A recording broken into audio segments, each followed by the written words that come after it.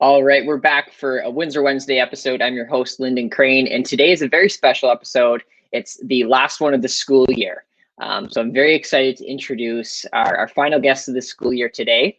We have Elizabeth Ismail. She's up at the top right, current Ph.D. candidate in the Augmentation Studies program, and also a digital outreach coordinator and graduate teaching assistant. She works at the GATA Network, and she'll be talking a lot more about that later and about the exciting things that are happening at GATA, and I'm excited for that.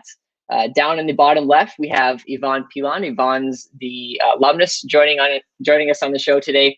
She is the president and CEO of WeTech Alliance, but she's also a Bachelor of Commerce alumnus and a member of the University of Windsor Alumni Association Golf Tournament committee. So we'll be talking about all the exciting things that are happening at the Alumni Association. She's also a 2012 Odyssey Award recipient. So very proud of that, and we're glad to have Yvonne on the show today joining us.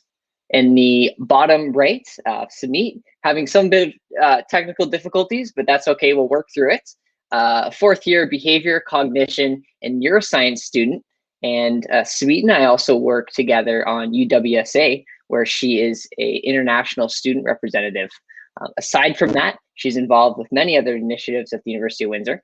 But most importantly, she's involved as a coordinator at the International Students Assistance. So we'll be talking about her experience there as well later on in the show. But to get started, we'll start with you, Sumeet. If you can hear me okay, we want to talk about some advice. What advice do you have for the international students that are newly enrolled, just like you being an international student? How can they be set up for success at the University of Windsor?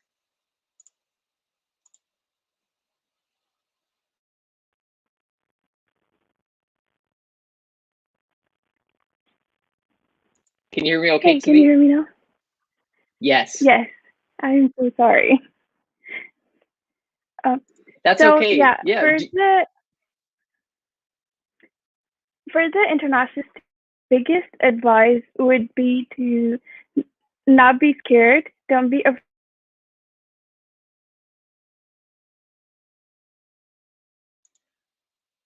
It looks like we're losing you a bit, Sumeet. That's okay. We'll come back to you. We'll go next to Elizabeth, and hold that thought. We'll be right back with you, Sumeet. All right. So Elizabeth, aside from the technical difficulties, we want to move over to you and talk about your experience as a PhD candidate. That's very, very exciting, being in the Augmentation Studies program. Tell us more. What has your experience been like? Yeah, thank you for the question. So I became a PhD candidate last summer. And so I studied and wrote my qualifying exam within the first few months of the pandemic, which was difficult. And I think for most of us, it's been difficult to navigate this last year. But I can say that I was grateful for being forced to stay in my house last summer because I had to study. I didn't really have much else to do.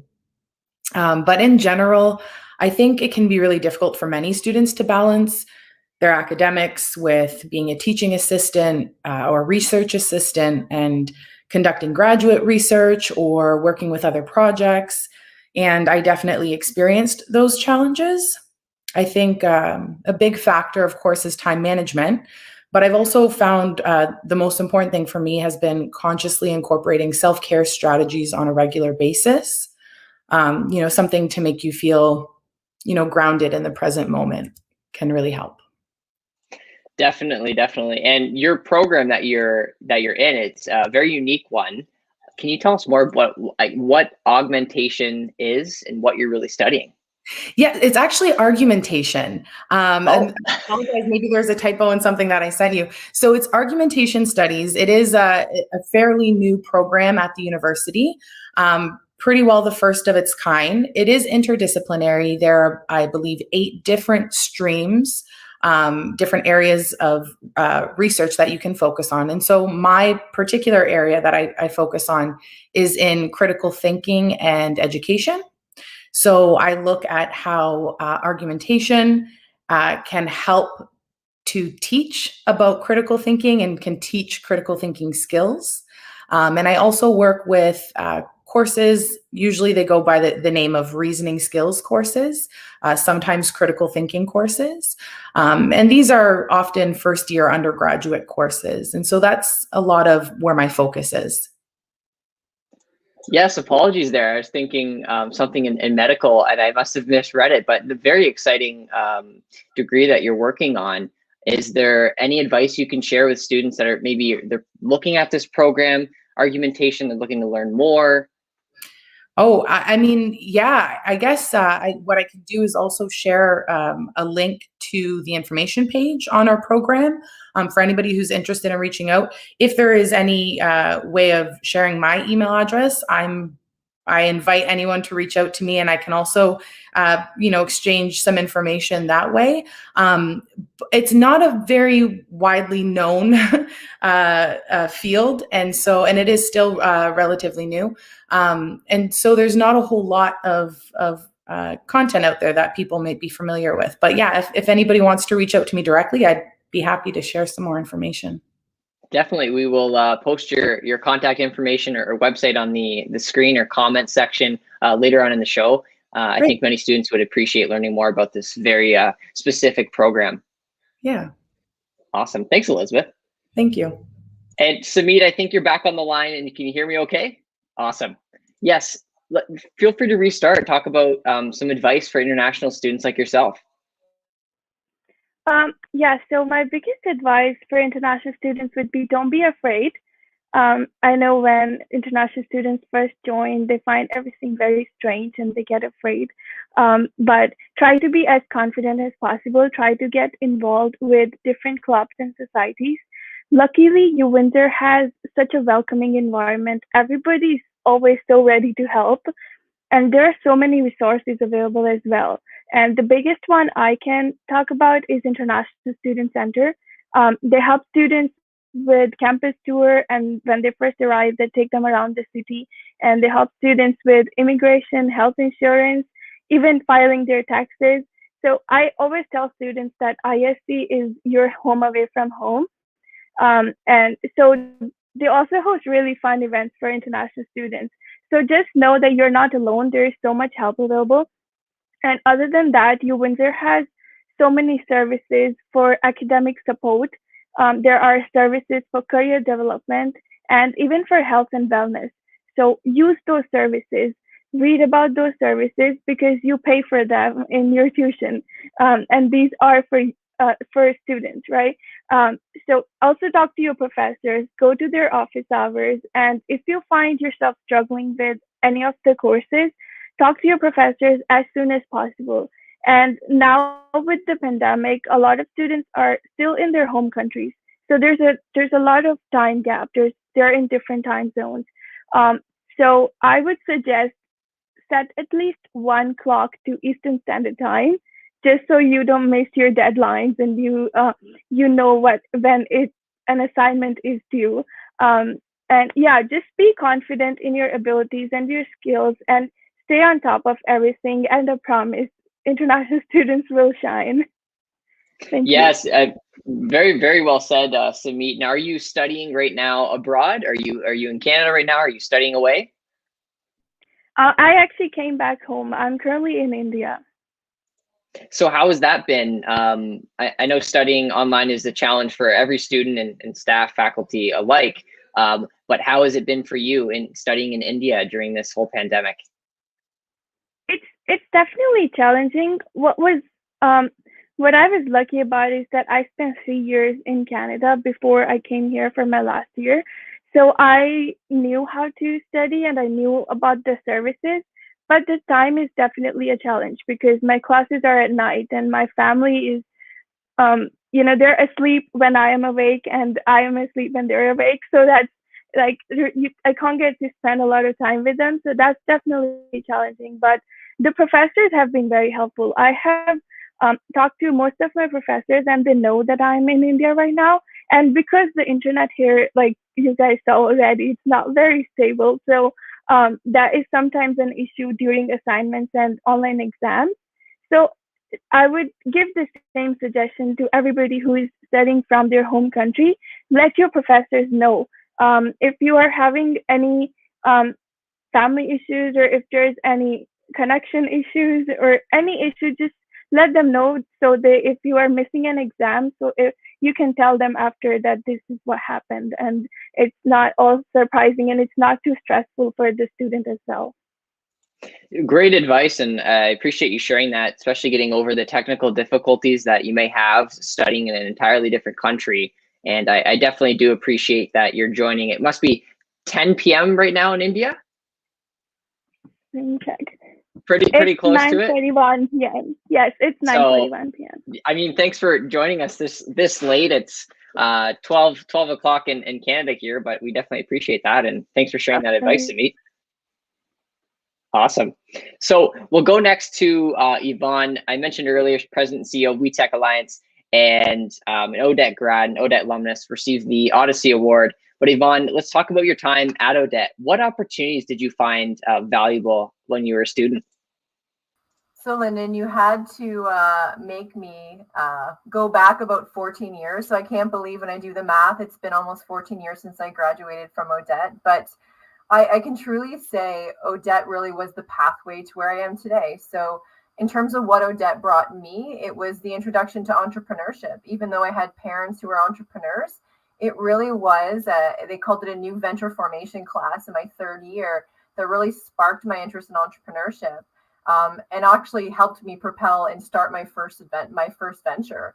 And I think about, back in the day, 14 years ago, before Epicenter existed, which is the entrepreneurship hub at the University of Windsor for all students, there was what was called CBAR, the Center for Business Advancement and Research. And a big shout out to Dr. Francine Schlosser, who really helped start that. And that was, again, another opportunity to gain credits to work with other businesses. So again, I got entrepreneurship from multiple different angles, from CBAR to, again, that new venture formation class. And, I'll give a shout out to the dean at the time, Dean Alan Conway. His vision for entrepreneurship ran deep. Jim Marsh was there, and they really allowed and really brought that entrepreneurial culture during my time at the university, and brought back so many amazing alumni, friends of the dean. And again, it was just an amazing experience. And it's funny because when I tweeted this out, a couple of my former professors were excited. And,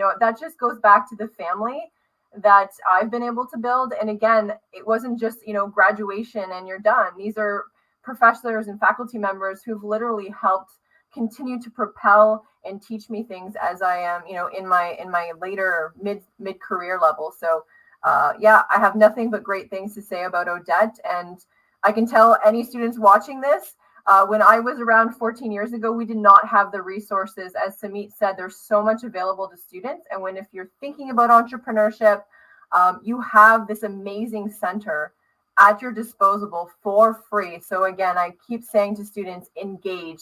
As Sumeet says, you're paying for a lot of these experiences. Use them, maximize them, because the networks I created at Odette really, again, helped me get to where I am today. That's really great. And I want to talk about your experience at WeTech and that entrepreneurship journey that you took. And I know WeTech does help many students at the University of Windsor. Can you tell us more about that? Maybe what WeTech is, how it can help students that are interested in entrepreneurship?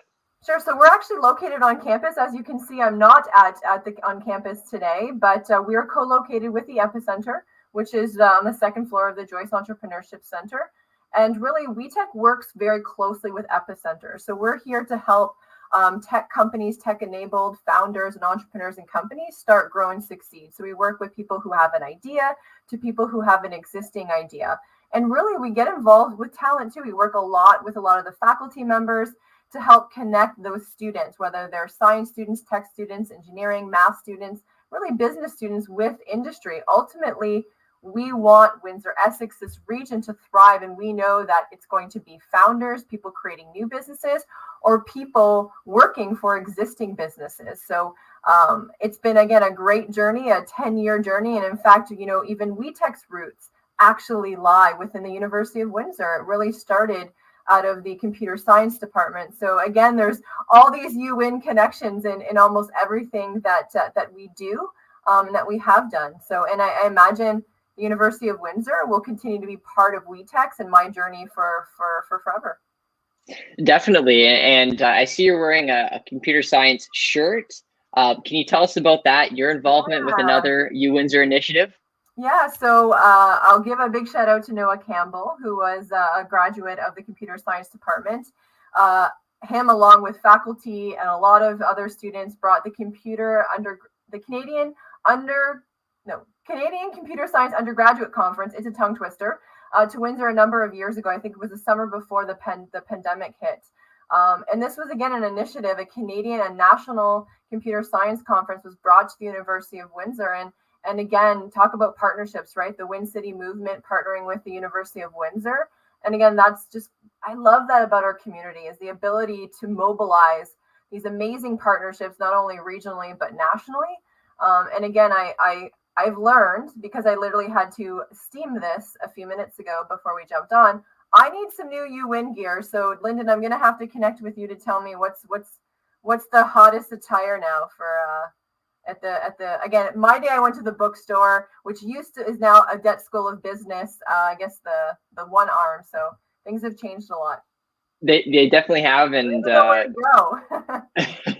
yes, I think we're all eager to go back in the bookstore as well. And I know you can purchase gear online for those watching. I know the bookstore does ship out to students and members of the community.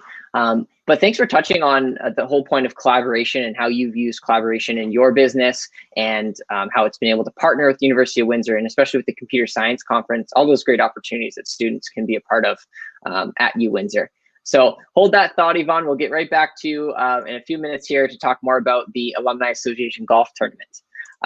But next up, we're going to go back to Sumeet. And Sumeet, you touched on it a little bit, but can you talk more about the International Students Assistance? What do you do? How can students, international students specifically, be involved with this? So the full name is Volunteer International Students Assistance, and we call it VISA. And it is a student club, actually, and it is verified under UWSA. But it also works very closely with International Student Center. So that's why we work with both undergraduate and graduate students. And VISA's main goal is to provide social support to international students. So we host a lot of fun events for them, and also informational workshops to ease out their transition to UWindsor, and also to help them make some domestic friends. And VISA has been working with International Student Center and International Student Society for this past 1 year to host virtual events for students that have arrived in Canada and students that are still in their home countries, keeping in mind that they are all in different time zones. And other than that, VISA recruits volunteers for International Student Center. So International Student Center requires volunteers for the soft landing program and for the campus tours. This happens every semester, in the beginning of every semester when students first arrive. So VISA helps them recruit these volunteers. And students can learn more about VISA on the Facebook page, Visa Windsor, and also on Instagram. It's the same username, Visa Windsor. And we're also planning to recruit a new team very soon. So if anybody wants to get involved, make sure you keep an eye on our social media. And this is a very, very fun and a very unique initiative, because not just the student club, but you also get to work with International Student Center very closely. And I am currently hired by International Student Center, and that was because of VISA, because of my work with VISA. So it is a very important and very good club to join. So keep an eye out on the social media. Yes, definitely. It sounds like a very great platform for international students to be welcomed to the University of Windsor, and also to chat with students that may be experiencing the same things as them studying abroad. So I put the link up on screen, and like Sumeet mentioned, visit their Facebook page, facebook.com/Visa Windsor, to find out more and how you can get involved with the organization. So thanks so much, Sumeet. Next, we're going back to Elizabeth to talk about the GATA Network and some of your responsibilities with this initiative at the University of Windsor. It's a very exciting one. I can't wait to hear more. Yeah, thanks again. So I've been involved with the GATA network for about 5 years now, and my role in this network is as a coordinator. And the GATA network is really a collaborative initiative. We're supported jointly by the Faculty of Graduate Studies and the Center for Teaching and Learning. And the network really strives to create mentorship opportunities and creating teaching and learning resources to support both graduate and undergraduate teaching assistants with improving their pedagogical knowledge and skills. We run professional development events. We have our bigger annual events, GATA Academy in September, GATA Winter Academy in the winter, the beginning of the winter semester. And in between, we also run some network series workshops. We also offer, and I believe the link may be available for that as well. We also are offering GATA awards that are presented to exceptional GAs and TAs who contribute to a positive learning-centered environment at the University of Windsor. And we just released the call for those awards. So if you are interested, if you know someone, or if you think perhaps you want to be nominated for that award, I invite you to check out the link there for some more information on the award itself. Very exciting, and what a great way to provide recognition to our hardworking GAs and TAs during this time. Online, I bet you, I don't know if you mentioned that you've worked as a TA or GA yourself, correct? Yes. I guess, what is that challenge? Has it been challenging for you during the pandemic working? You're not able to see the professor face to face. It must be different. It is. So I would encourage this, whether you are in a face-to-face setting or if you're working at a distance online. I think it's really important for GAs and TAs to maintain regular communication with their professor, to make sure that you guys are on the same page, but also to make sure that expectations are clear. Your expectations and the expectations that you are putting out for the students as well. So I think that maintaining regular communication, even if it's just via email, but preferably try to set up virtual meetings where you can actually see and engage with your professor as frequently as possible. Definitely. And I imagine we're all pretty sick of meeting face-to-face through Zoom or Microsoft Teams, and many students are eager to get back in the classrooms once things clear up.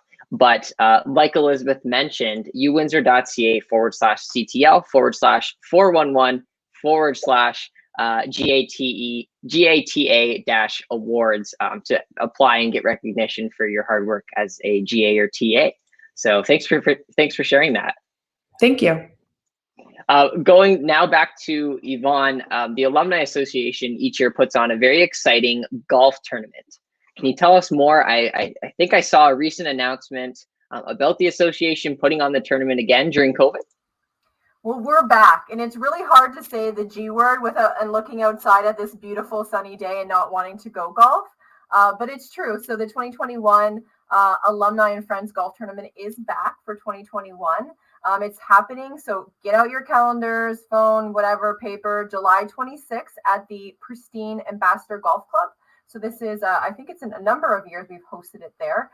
And this is a great way to reconnect with alumni. If you're friends of the University of Windsor, if you're a student, it's just a great, fun day. And of course, this year we know it's a bit different. So comfort and safety is top of mind. So there's going to be set tee times, a limited amount of golfers, but again, that same fun. And what's really great about this tournament is all of the revenue that is generated from this goes right back into student scholarships.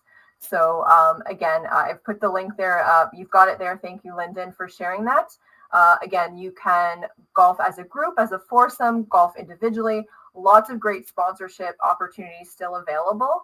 And as you know, there's always a great goodie bag when it comes to golf as well. So I can assure you, there's a great, again, not only do you get a great 18 rounds of golf, you're going to get great kind of amenities from food and gifts and opportunities for longest drive. And again, ultimately, I've played in it for a number of years, and it goes back to supporting the students. And I think that is, you know, the really key takeaway is this is about, you know, the student experience and building, you know, more dollars to help support students to access the great education from the University of Windsor. Yes, I mean, it's very exciting that this tournament can take place during COVID. And I think that's what's great about golf. It's outdoors, it can happen And like you mentioned, all of the revenue going back into students' pockets and scholarships is so very exciting. And Yvonne, I know you're a big golfer yourself. I'm not a good golfer. It's two different things. But like I said, it's always a fun, again, I'm looking forward to it. In fact, I got an email. So Rob, if you're listening, I will ensure to sign myself up very quickly. And when registration, go to this email that you see or the link there, because it does sell out really fast. We've got a limited amount of golfers this year. So again, save your seats early. Definitely, yes. Visit uwindsor.ca/alumni/golf 2021. I posted on the screen here, and make sure to register because, like Yvonne mentioned, tickets are selling fast like hotcakes. So make sure to get out there, get out and enjoy the weather and support scholarships that's going right back into students' pockets. Thanks so much, Yvonne. So I want to wrap up our Windsor Wednesday show for today, but I do want to give a special thank you to our guests for joining us on our final episode of the school year, and to all the students and community members that have tuned in each Wednesday at 12 p.m. For the past year now. The show has been, it's almost at its 1-year anniversary, and it's been very exciting being the host of the show and talking with so many great students, alumni, and faculty members and staff at the University of Windsor, hearing their stories, hearing their experiences, and why we all call Windsor home. And why we're so proud to be a part of the Windsor community. So definitely sincere thanks to everyone that's been a part of this. It has been awesome. And we look forward to hopefully kicking it off in the future with the Office of Student Experience.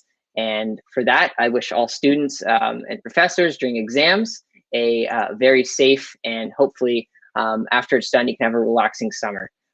So thanks everyone for being here. Thank you to the guests for joining, and we'll see you very soon.